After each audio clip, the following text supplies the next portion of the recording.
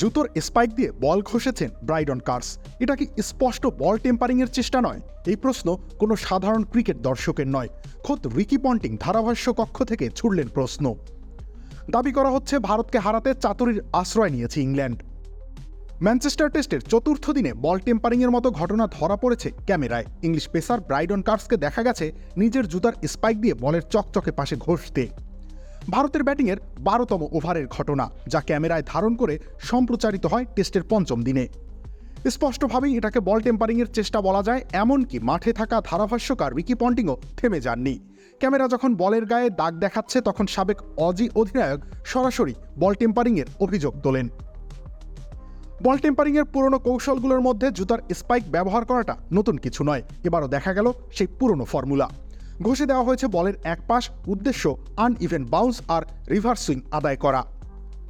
অথচ ঘটনাটা ঘটেছে টেলিভিশন ক্যামেরার সামনে। ধারাভাষ্যকারের কণ্ঠে এসেছে ফুটেজ ভাইরাল, তবুও মাঠে তাৎক্ষণিক কোনো পদক্ষেপ নেননি ম্যাচ রেফারি। ক্রিকেটে বল টেম্পারিং নতুন নয়, কিন্তু এই ঘটনায় স্পষ্ট ফুটেজ সহ প্রমাণও রয়েছে।